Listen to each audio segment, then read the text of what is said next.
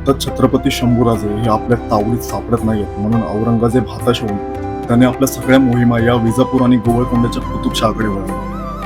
आता या गोवळकोंड्याच्या कुतुबशहाकडे जेव्हा औरंगजेब चालून गेला, तेव्हा औरंगजेबाचा 20 वर्षाचा नातू अजिमुद्दीन हा त्याच्या बापाकडे म्हणजे मुअज्जमकडे बादशाह ठार मारण्याची परवानगी मागत होता. पण मुअज्जमने ती दिली नाही, नाहीतर औरंगजेबाचा काटा तेव्हाच निघाला असता. आता हा सगळा प्रसंग काय झाला हे तुम्हाला थोडक्यात सांगतो.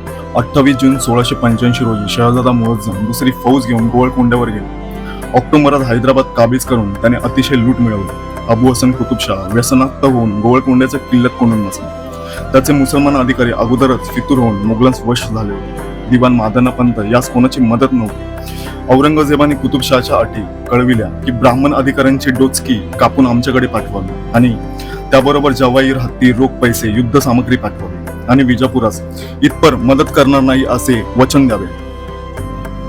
शहाने सर्व अटी कबूल केल्या. मादनापंताचे डोके कापून त्यांनी बादशाहकडे पाठवले आणि कित्येक किल्ल्यांच्या तटावरून ब्राह्मणांचा कडेलोट केला. इतके करूनही राजाचा बचाव झाला नाही. शहजाद्याच्या मनात गोवळकोंड्याचे राज्य घ्यावयाचे नव्हते, तसे वचन त्याने कुतुबशाहस दिले होते.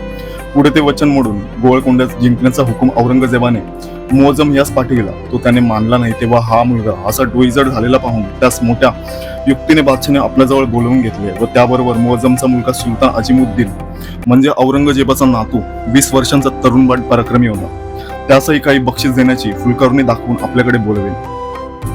ते दोघे आल्यावर त्यांची निरनिराळी भेटी देऊन त्यास बादशाने कैद केले. या प्रसंगी अजिमुद्दीन बादशाह ठार मारण्याची परवानगी आपल्या बापाजवळ मागत असता ती मुअज्जमने दिली नाही आणि शांततेने बंदिवास पत्करला.